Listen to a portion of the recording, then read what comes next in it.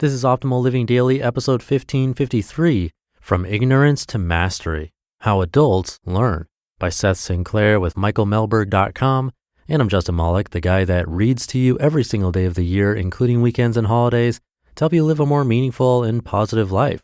Today's post being from a guest writer on Mehlberg's site. I'll tell you more about him after the reading, so for now, let's get right to it as we optimize your life. From Ignorance to Mastery, How Adults Learn, by Seth Sinclair with Mehlberg.com. Becoming a better team member, manager, or leader is a learning process. Through continuous learning, we grow our knowledge and skills, build our capacity to take on new challenges, and push closer to achieving our potential.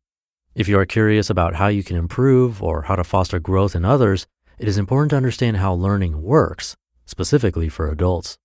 In my coaching work, I've observed a range of perspectives on learning. Some of my clients feel that they have arrived and are not very open to learning. Others are more willing to learn but feel stuck in a loop on the same issue.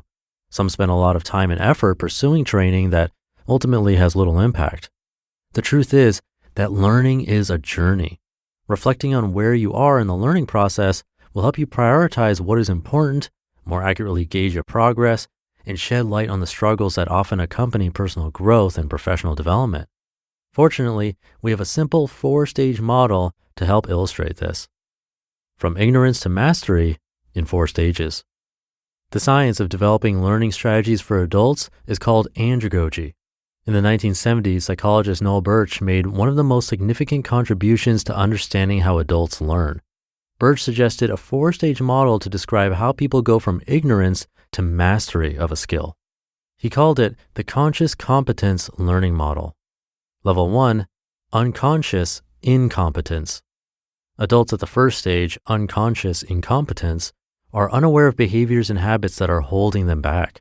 They are falling short of their potential due to limiting behaviors or lack of skill, but they are unable to perceive this. In other words, they don't know what they don't know. Their confidence may exceed their abilities due to having one or more blind spots.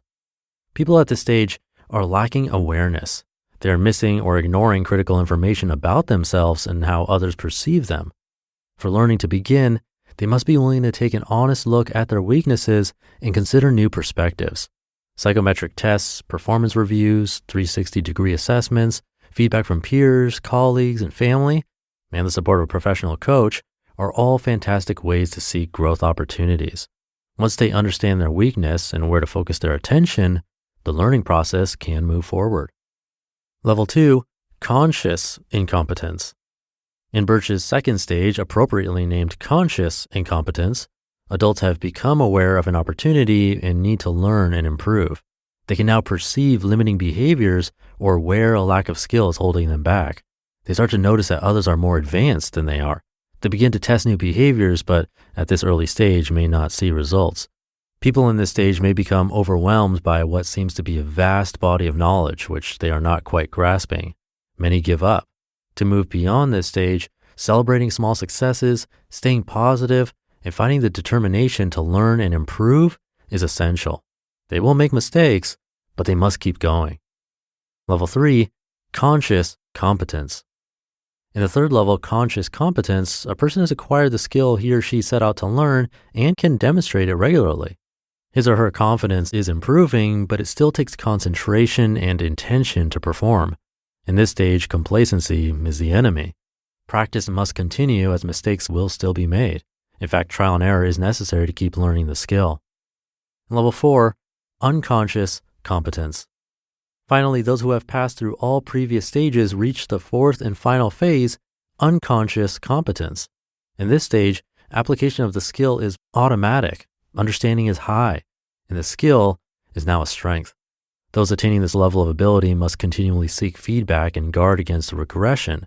Without practice, there's always a risk of falling back to previous stages. Sharing what you've learned with your peers and becoming a mentor is a way to stay sharp. The 4 stages of a golf swing. Imagine a decent golfer, consistent and happy with his game. One day, an experienced pro comments on the golfer's swing, identifying some mechanical issues that are limiting the golfer's performance. The golfer is surprised to receive this feedback, unconscious incompetence, but is intrigued by the idea of getting better. By paying more attention to his swing and recording himself during practice, the golfer can clearly visualize the flaw, conscious incompetence. The golfer becomes determined to address the issue, hiring the pro to help change his swing and committing to weekly practice sessions. In the months that follow, the golfer slowly applies a new swing, albeit inconsistently and with some frustration. He begins to notice some measurable changes, conscious competence. A year later, the new swing has become automatic. The golfer no longer has to actively worry about employing the proper technique. It happens naturally. He continues to practice regularly and can move on to the next challenge, unconscious competence. Learning is a journey. If this 4-stage model tells you anything, it is that learning is a journey, not a destination. Those who want to improve must always be willing to build awareness, seek feedback, prioritize their learning needs, and be determined to succeed.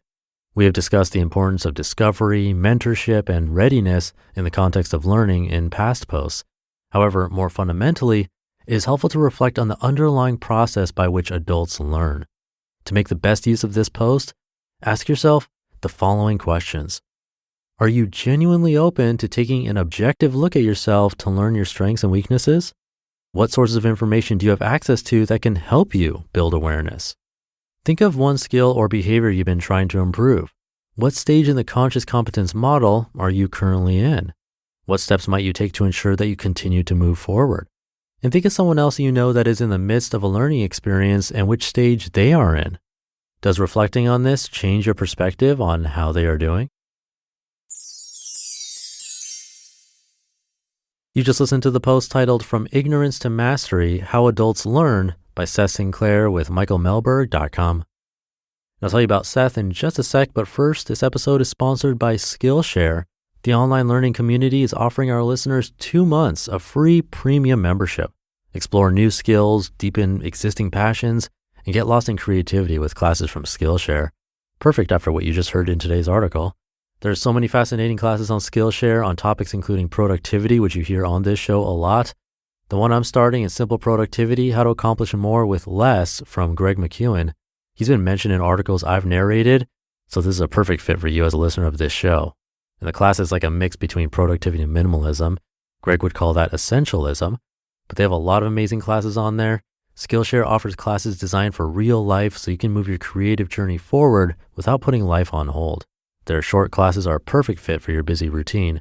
You'll create real projects and get the support of fellow creatives so you can accomplish real growth. Explore your creativity at Skillshare.com/old, where our listeners get 2 free months of premium membership. That's 2 months free at Skillshare.com/OLD. And thank you to Michael Mehlberg for letting me share content from his website. By the way, he rebranded from moderndavinci.net. That might sound familiar. It's now michaelmehlberg.com. Mehlberg is spelled Mehlberg. And the post today was actually from a guest author on his site. Seth Sinclair is a leadership coach, management consultant, trainer, and facilitator, and he's the founder of the Sinclair Advisory Group, so you can check that out. Great tips in this post, and I love that he ended it with actionable steps you can take, questions to ask yourself and think about to help you progress and grow. You can find those questions, obviously, by re-listening to the last part of this article, or if it's easier for you, you can find the link to this article in this episode's description in your podcast app, or on this episode's webpage at oldpodcast.com. But I'll leave it there for today. Hope you're having a great week, and I'll be back for the Friday show tomorrow, where your optimal life awaits.